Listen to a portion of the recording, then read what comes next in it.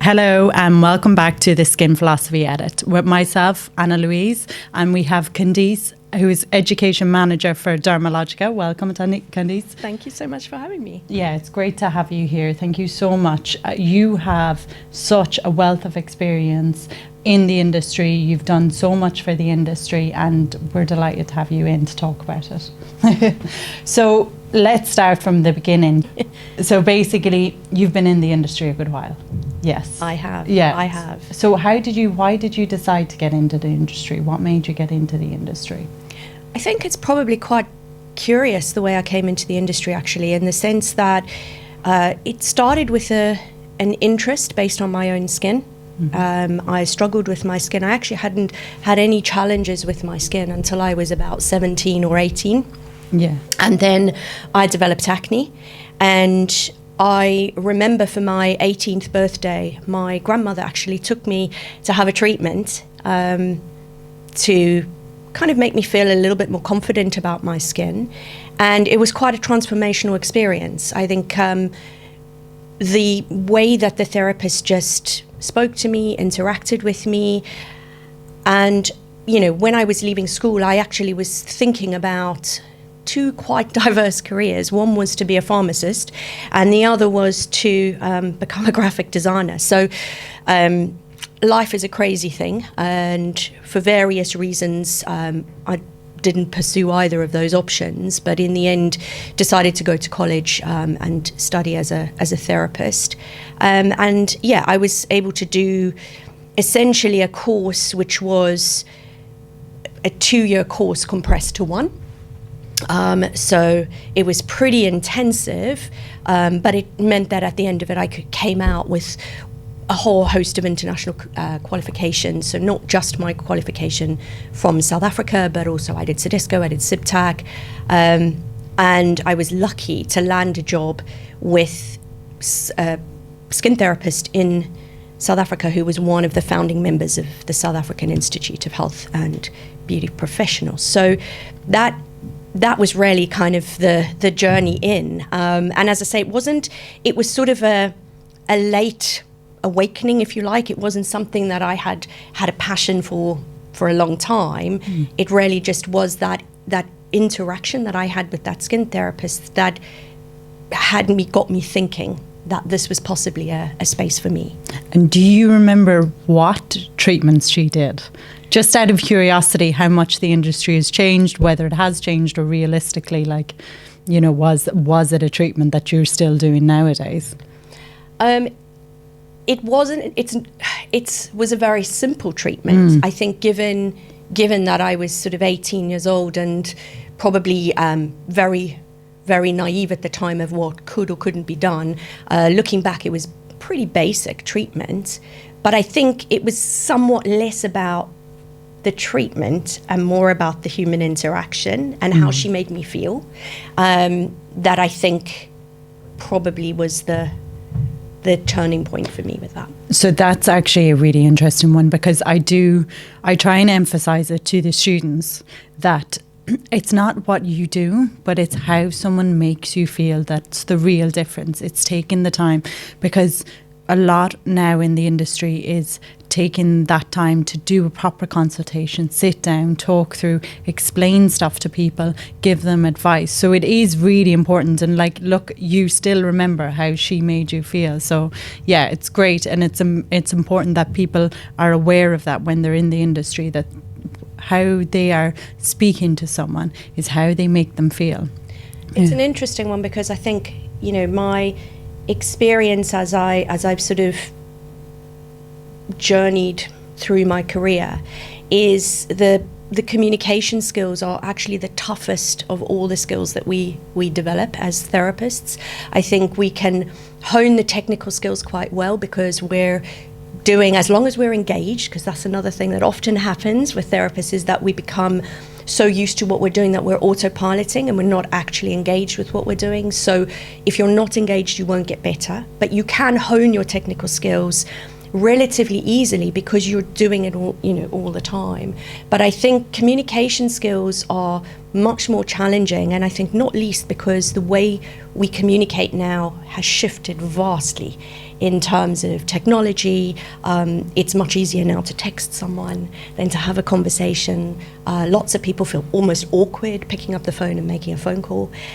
So having that kind of verbal communication and then being confronted with somebody face to face, and recognizing that we have such diversity in our world and our communities, that feeling like we can find the common ground and feeling like we can connect with somebody it's not an easy skill to develop, and it does take time. Yeah, and there is a lot with nowadays, it's actually explaining something or taking time to speak longer or more is more hassle. People are like short, quick.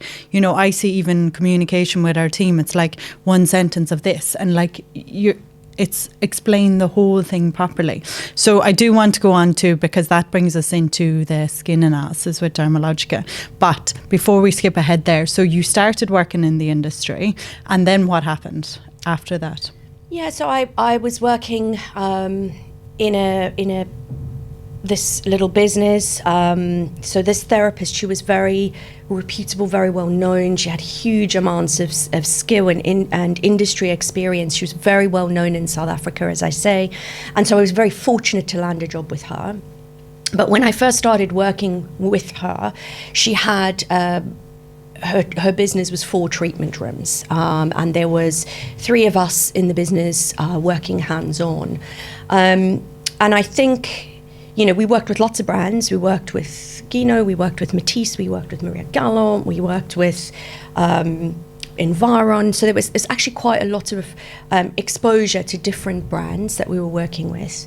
And she was actually approached by the Dermalogica team, because Dermalogica was relatively new in South Africa. And the Dermalogica team wanted her to kind of experience. She was like, oh God, we've got so many brands, I don't really need another brand.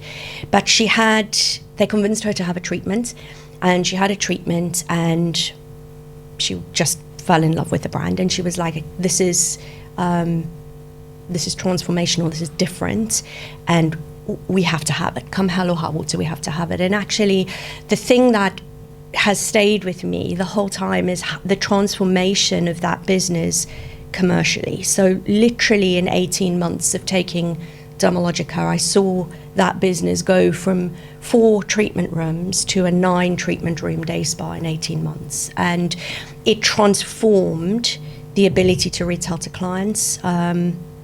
The level of retail sales we were doing comparative to having held all those other brands. The sales from all the brands went up, but I think that also came with confidence and connection.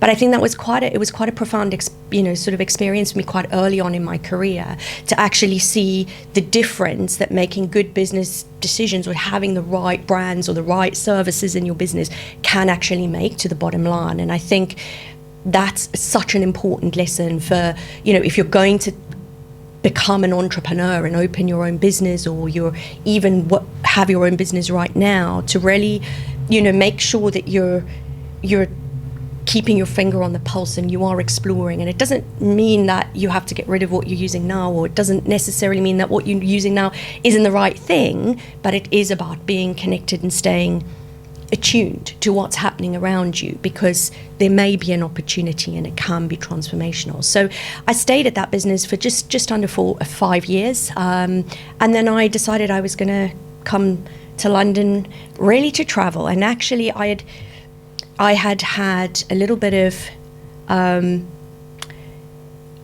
let's say mental health challenge with the weight of being a skin therapist. I had a number of clients over sort of a year's period where I'd lost a couple of clients to cancer. I'd had a couple who had really, difficult health concerns. I had one who went through an awful divorce and custody battle.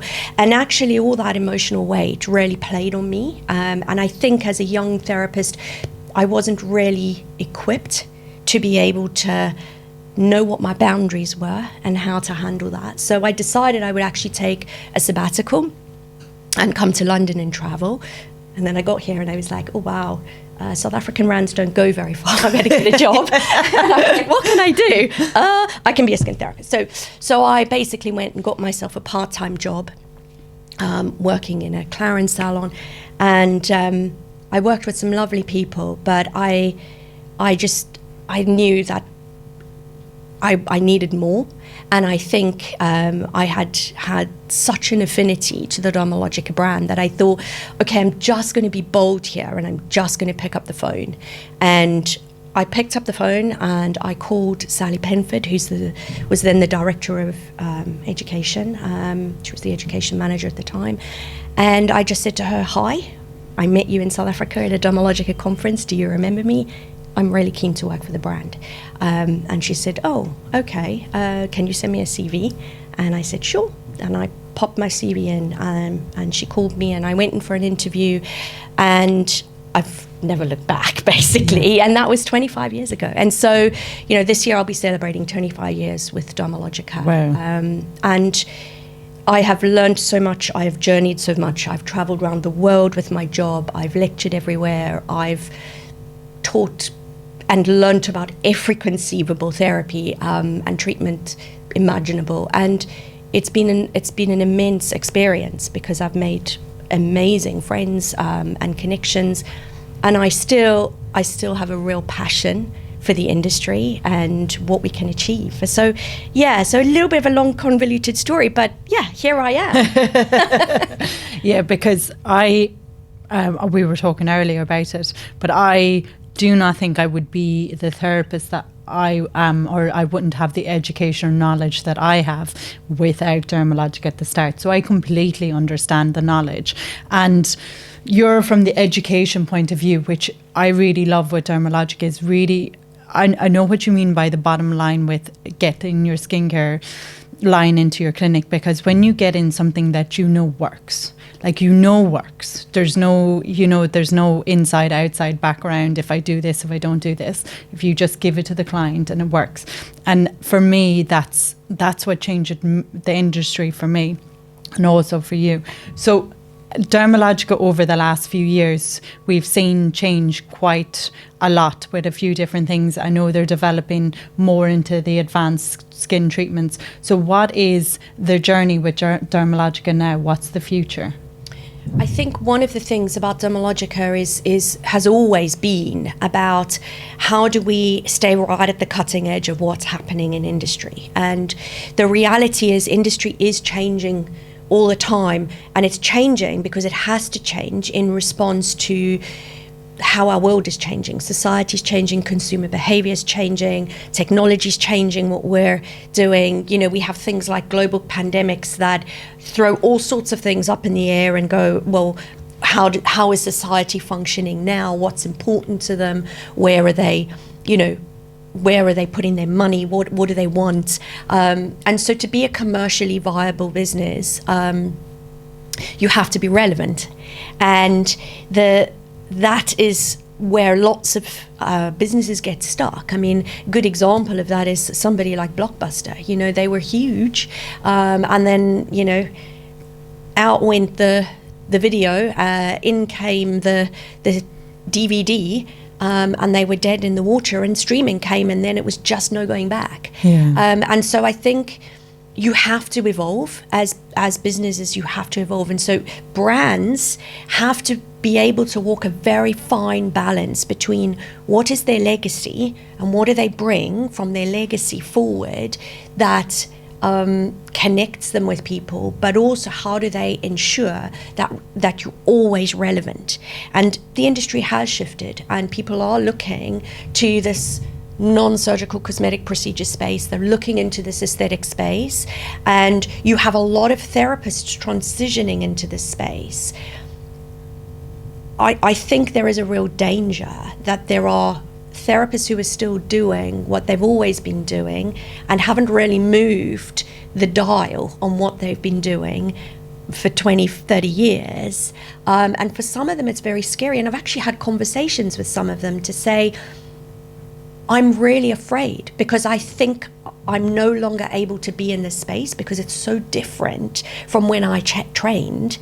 And somehow we've got to help those therapists not leave, because they bring such incredible skill to our industry, and there's a real richness with that.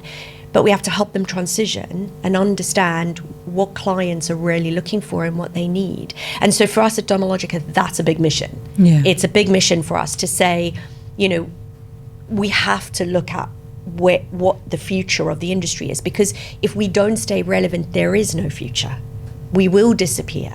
There are lots of examples of that. Travel agents, you know, it's quite hard to find a travel agent these days because everyone just books travel online.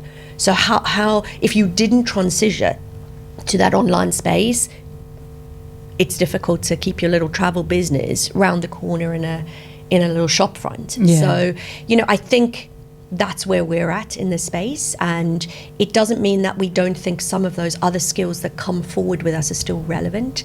I think there's a lot of skills, and I'm sure you'd agree, the human connection side of things, that's something that we as skin therapists bring to the space that a lot of medical and aesthetic practitioners don't. Yeah.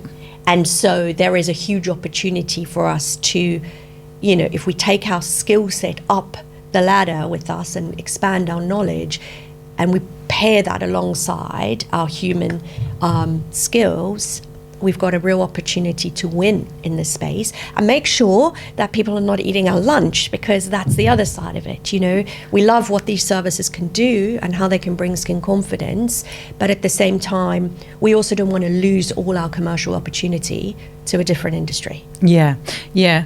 But it is exactly what we said at the start. It's about how we make people feel. And I think that's what the therapists have over it. And even when we're teaching, you know, when people are going on to peels or needling or anything like that, it's still like about the movement, about the touch, about how you make them feel. If you bring that, then I know that a client will way prefer that than a gauze just being wiped over their face quite quickly. Like those little small things really affect. So you brought Dermalogica brought out a skin needling device as well. Yes, I haven't tried it, but I've heard good reports. Yeah, I mean, we're in love with it. You know, I think what we've tried to do is work very hard. The microneedling space has expanded massively, and I think what we wanted to try and do was bring an affordable device into the space that enabled perhaps smaller skincare businesses to be able to access and tap into this space. But we worked with hundreds of experts, therapists, practitioners, to really consult on what were the challenges with current devices on the market, what were the things that, you know, would make a difference. So the big things for us is firstly around the way that our device is engineered ergonomically. So actually from a weight perspective, some devices are very top heavy because of their batteries. So actually from a comfort level for the therapist, you can really land up with strain injuries because you're constantly trying to counterbalance the weight to keep your device flat on the skin. So I think, you know, we really thought about things like that. Where is the weight in the device so that it makes it much easier in the application? And then the other big difference for us with our device is our cartridges and what we've done with the needles. So with microneedling, the cleanness of the perforation is everything. And so, you know, our needles are actually much finer. They're much sharper. The distance between the needles is very calculated to reduce vacuum effect. So I think we've tried to look at compensatory ways in which we can really amplify the impact you get, but at the same time create a really comfortable experience for the client. And mostly, if you're microneedling with our device under, you know, 0.5, somewhere around there, you don't actually really need topical anesthetic. No. And so, you know, so that's also has helped to eliminate some of the issues that some people have, depending on their counsel and whether they can get access to anesthetics and that kind of stuff. Yeah. So I think that's kind of been a really interesting journey for us, because obviously devices is a new space for us, but we've had a lot of really positive feedback. And where we're going to continue to innovate, we're not looking at any other devices at the moment, but where we're looking to innovate is actually in the cartridge space. So watch this space, because that's where it's going to get really exciting. Yeah, because that's there are many needle-in devices out there, but how they penetrate the skin, 90% of them are not great. And like, I don't mind, I'm never politically correct. I'll always put my foot in it. There are very few that actually that are not just vibrating in the skin, that are actually cleanly going through the skin without causing trauma. I've seen some clinics, and I've had clients from some clinics that have had scarring from tears because the pen is so it doesn't sound important to the average person, but when you see what proper needles, penetrate in the skin, what it does when it's not right and what it does when it's right, there's a huge difference. So devices are very important if you want to make a difference. Also, as well, is the peels. So I remember from, I think it was the Advanced Night Repair was the last, it was the retinol. Was it the Advanced, the purple one? That was the retinol, or was it? That was the first strong product, but that was 15 years ago or 15 years ago. So Dermalogica has moved a lot within that space. So what are you doing with peels at the moment now? So at the moment, the peel space is an interesting one for us, because we've always had a progressive versus aggressive approach. That's always kind of our preference, because we prefer to graduate clients to where they want to get to. And also for skin therapists, a lot of the time, if you're going in quite hard, a lot of skin therapists don't always have the confidence or the expertise to deal with when things go wrong. So actually it can sometimes feel a good space to come into a progressive peel, to really feel secure about your peel skills and knowledge. The other sort of key thing about our Pro Power peel is that you can layer. So a lot of peels we have 3 peels in the lineup that are available here in the UK. A lot of peels, they are combination peels in the fact that each individual formula is a combination peel. But what's kind of unique is that you can actually layer different formulas, and you can mix different formulas. So there's not many peels in the market that enable you to do that. So it allows you to have a much greater level of customization for the client and be able to prioritize their skin concerns. But we're also trying to innovate in this space. So actually 2024 is going to be a big year for us for peels, because I think we've just released it in the US, but it's going to come a little later for us, probably next year, because we're doing a medical device registration on it, so it just takes a little bit longer. But we've developed a new salicylic acid gel peel, which is specifically targeted for acne, so inflamed acne. And because lots of peels, that's a core contraindication because of that fine balance with a degree of inflammation and whether you can tip those skins over the other way. But this has been specifically designed for those skins. Amazing. And I think it will be a real game changer. And then we've got some others coming, which I'm not allowed to speak about yet, which I think are going to be super awesome. But they also play into the advanced space and will be for higher level qualified therapists and medi professionals. So, just making sure that we've got the breadth across the line to be able to make sure that we're meeting the needs in sort of all aspects. But one of the things that we've also worked quite a lot on is our sort of combination service. So using peels with microneedling, using peels in other ways with different services, whether that's sort of in the same service or whether that's stacking them in series. We've done a lot of work around all of that to kind of help therapists get a much better grasp when they're working with our line as to how they can push skins and where they can pull back if they need to, but also make sure that they're capitalizing on all those opportunities. Yeah, because I absolutely love combination therapy, and I find that if you go a little less with multiple technologies in one treatment, you get a much more enhanced results without actually the downtime. So like combining like superficial peels with radio frequency or IPL is amazing, really amazing. So it's all exciting stuff.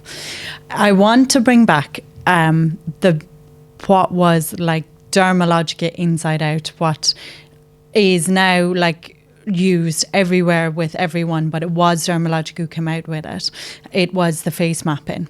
Now, I've done 20 years of face mapping now, so for me, I know it represents. I have heard some people saying, you know, TikTok, Instagram videos, oh, it doesn't... Okay, explain the whole thing, that how it works, where it came from, everything like that. Yeah, so I think face mapping really came out of the idea that actually to understand skins effectively, you need to use a range of your skills. You need to obviously be able to visually assess the skin, which is what we generally learn in college, is a visual assessment. But there's also a hands-on important sensory assessment. And this is probably become more obvious to people now because the diversity conversation has raised, and actually how people's skins feel to the touch can sometimes not necessarily be the same as how they might look visually. So that's an important part of trying to kind of understand someone's skin, is being able to match what you feel with what you see, but also with what the client feels or experiences with their skin. So conversation is a huge part of the whole face mapping experience, and it's all about understanding that client and their unique skin conditions. But we use a combination of Western assessment and analysis techniques and understanding of the science of different skin conditions and skin types, but we combine that with some Chinese philosophy and awareness of how we can see different sort of organs and systems and well-being functions in our body reflect through our skin. And that plays into the part that, you know, it's not just what's happening on the surface of your skin. You're a whole person. And so, yes, there are things that are influencing your skin externally, but there are equally things that are influencing your skin from the inside. And so if we're going to have a proper conversation about your skin, we need to consider everything. So, you know, whether you've been unwell, whether you are... you have a particular health condition, whether you are eating certain foods, whether you sleep very well, whether you don't sleep very well, whether you exercise, what types of exercise do you do? And it's all of those conversations that kind of come together to really understand you as a unique individual. And then alongside that visual and sensory assessment, we can really formulate a picture that can help us in terms of how we advise you about your skin, not just in terms of product, but everything that goes alongside that in your lifestyle. Because product is not just about the ingredients that are in it. It's sometimes also about the format, the convenience, how it fits into your routine, how it fits into your life. Because no skincare is any good to you if it's sitting on your bathroom shelf and you never use it. So we've got to work out how are we going to get the best impact for you. And then once we know all about you, we can plan our treatments and our home care recommendations sort of more appropriately and provide you the right lifestyle advice. But I think probably what made face mapping stand out in the beginning is the conversation. So I think that was probably a real change for people when they were learning face mapping for the first time, that you actually speak to your client. You don't just take a magnifying lamp and go, ooh, prod, poke, poke. And that's very disconcerting for a client. Yeah. It's about making the client an active part of their skincare journey because it's their skin. And as I say, bringing that element of kind of a slightly more holistic and well-being approach to understanding the client's skin, not seeing the skin in isolation, but seeing the skin as a reflection of their whole body and their whole sense of health and well-being and where they are right now. that all plays out, and our skin is a mirror of everything that's going on for us. So it's helpful to kind of have some of that background knowledge, because we can really guide clients. And it's not really about diagnosing issues for them, never about diagnosing issues, but perhaps helping them to see where there may be imbalance. And that can help them make some shifts and changes that's helpful to their overall health, but also to their skin health. Yeah, exactly, 100%. Because it's all about this talking to them and finding out about them, definitely. So with the whole conversation about skincare and, you know, home care and everything like that, if a therapist is deciding for her clinic what type of skincare line, or if a person's deciding on a type of skincare line, what would you say should factor in when you're talking about buying skincare, home care? You know, it's like whether you're buying it from someone who prescribes it, whether you're buying it from over the counter, you know, what's the kind of conversations you should be having or looking for? And if you're a therapist, what should you be looking for to get it into your salon or clinic? I think for me the key, there's probably two key things. I think the first is there a clear authenticity in what that brand is projecting about themselves? So for me, if you are suggesting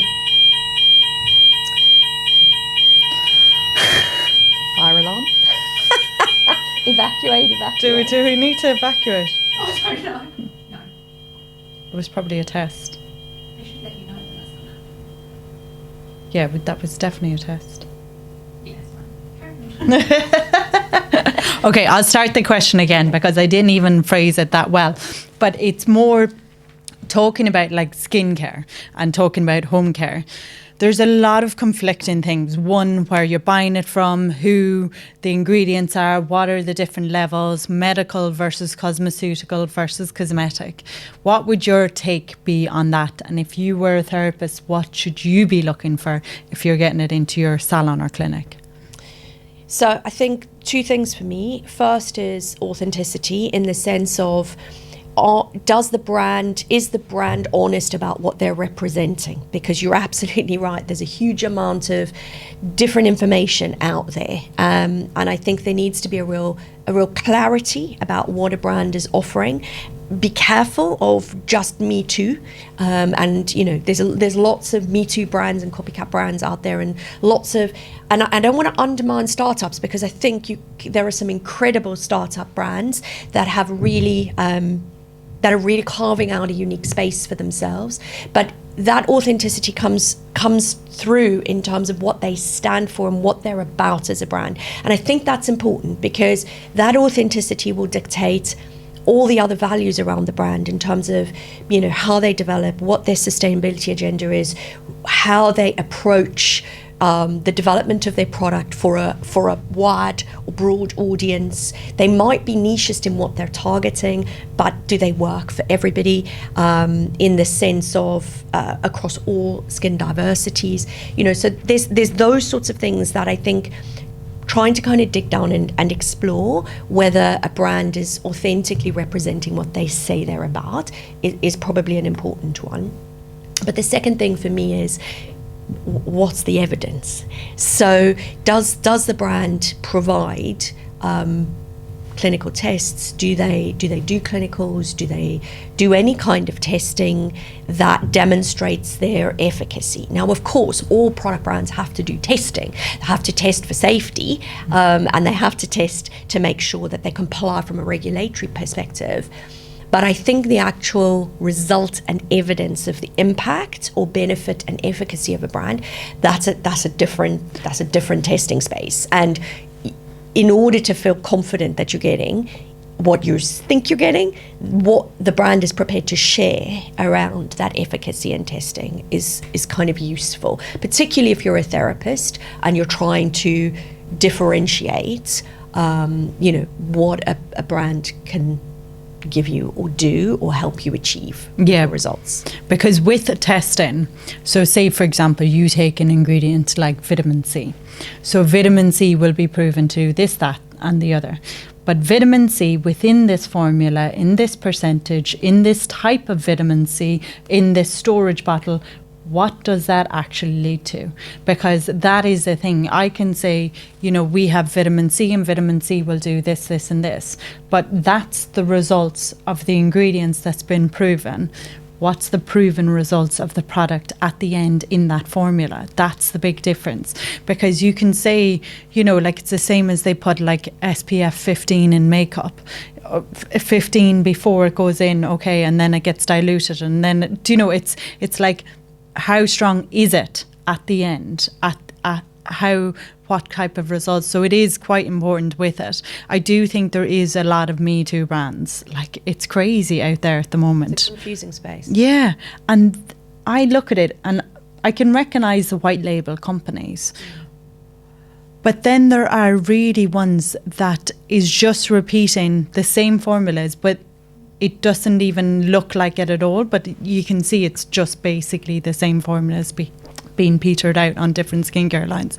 So like, it is really important, like you said, the authenticity. I do think there's a lot around the, you know, cosmetic, something strong, you know, the likes of The Ordinary compared to something like that, the percentages in that. But again, it's the same thing, looking at the end result of the product at it. So with Dermalogica now and yourself, you've 25 years. So what do you think your plans will be like within the company? Do you think another 25 years? How do you think pushing the education in different areas or spaces, or what would you like? What are your goals? It's an interesting question. Another 25 years, goodness me. They'll really be wheeling me out in a wheelbarrow then.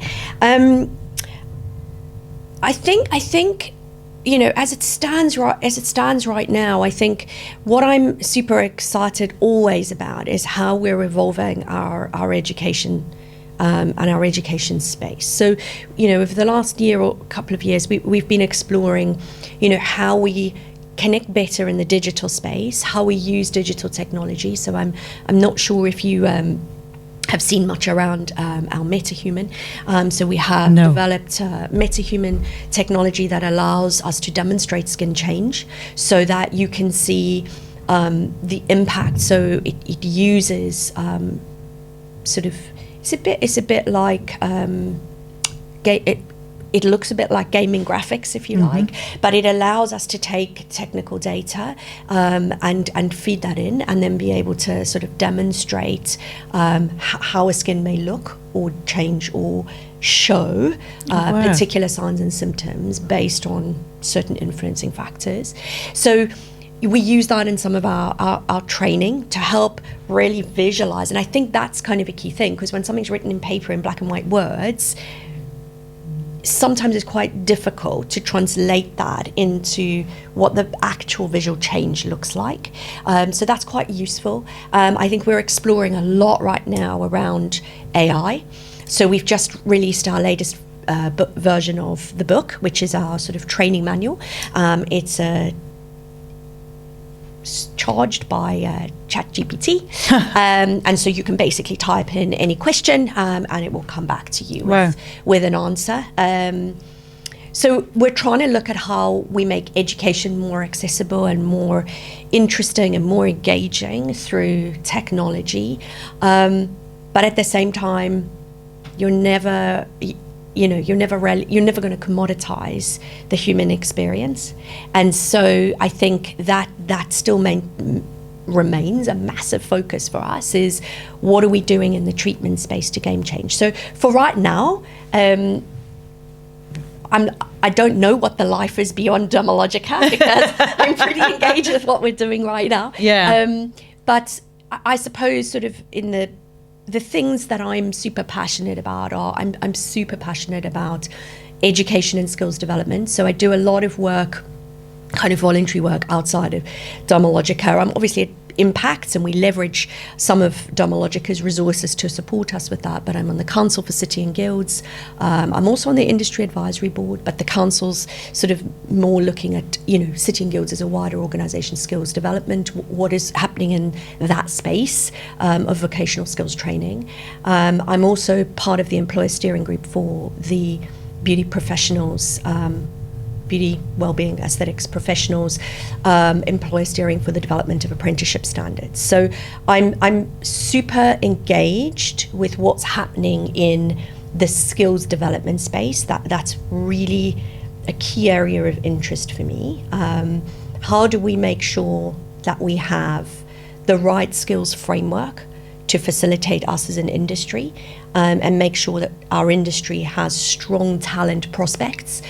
We can't attract great talent if we don't have a skills framework that is engaging. You know, for a lot of people, this industry is a default industry, or it's, you know, it suffers from some reputational issues. And, you know, I really hope we can change it. I think it is changing. It's definitely changing, but I think we need to change it right down at the root core. You know, and I've actually become a STEM ambassador because I do think that there's an awful lot of science in what we do, and I really hope to be able to bring that to, you know, kids in secondary school, to say, hey, this is a, if you're into STEM, and, you know, we need loads of those people in our industry, whether you choose to take a vocational career with us, or you choose to become a cosmetic scientist, or you choose to become an engineer developing our next microneedling machine, you know, we need those skills, and we need people to see our industry as a viable, attractive place. It's very dynamic, it's very vibrant, and it's growing. And so from a long-term careers prospects point of view, it's a good space to be. So for me, that's probably my sort of real passion point drivers. Yeah, because you are a very passionate person about the industry. I know during lockdown you've done a lot for it. We partnered with a charity. So you partnered with it during it because during lockdown they were saying that the percentages went up in being stuck at home, husband, and stuck indoors, and that's awful sad to hear. And you decided to partner up, or Dermalogica decided to partner up. That must be so satisfying as well to do. Absolutely. I mean, I at the moment, part of my role actually looks at sort of caretaking our charity partnerships, and we have sort of three main partnerships. So we work with Sheer Haven, which is the anti-domestic violence charity, and they do a fantastic training course for therapists. It's completely free of charge, and it enables you to be able to recognise the signs, not just physical abuse, but also mental and emotional abuse, and know how to navigate what can sometimes be very difficult conversations without presenting yourself as perhaps being, you know, a counsellor or a solution that may prevent somebody from getting the right sort of help, but it also helps us to signpost. So Sheer Haven was, you know, you're absolutely right. You know, we sort of joined that partnership kind of in the lockdown periods, and it felt like a really neat fit in terms of the importance of that relationship that therapists have with their clients, and there was a real opportunity to make sure that clients know that this is a safe space and therapists can be well equipped. And then, of course, we work with Skin, which is the skin cancer charity. We've worked with them for several years. Again, skin health, it's a really great fit, and they do incredible training there. Melanoma and skin cancer early detection training is fantastic. So we do a lot of subsidising and funded places on their training for our skin therapists, and we do lots of other kind of awareness-based campaigns for them. And then we work with a really local organisation that's based in Leatherhead, where our head offices are, called the Link Centre 2030. And they're about helping young people who have perhaps come from disadvantaged backgrounds, but perhaps also have just fallen off the education wagon and have not found themselves in employment, and look to try and open up career opportunities, skills opportunities for them, and reconnect them to the world of education and the world of work. So we do a bit of work with them and with secondary schools and that kind of stuff. So those are sort of our sort of three core charities in the UK an island that we work with. But yeah, we're quite passionate about, you know, sort of making sure that everything feels quite purposeful in what we do. And certainly for me, that's a big driver. You know, can we have a future of our industry? Well, that relies on a lot of things. That relies on us having new talent. It relies on us having great expertise that customers trust. It relies on us being relevant to customers. So I think all of those different things kind of come together.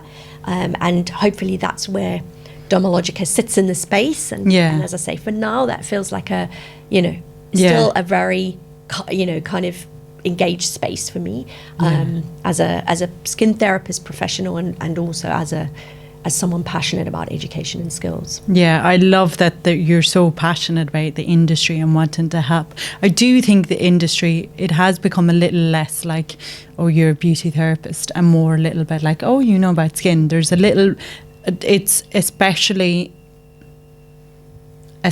in the UK, I find it's really come up a bit.